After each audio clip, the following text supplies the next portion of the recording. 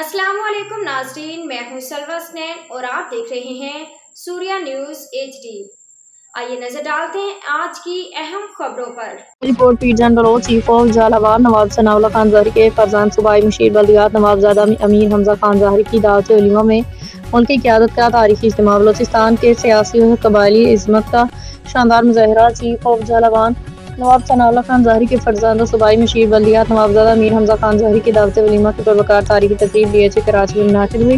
तकरीब में हज़ारों मुअज़्ज़ज़ मेहमानों की शिरकत ने इसे बलोचिस्तान की समाजी और सियासी तारीख की यादगार तक़रीबात में शामिल कर लिया।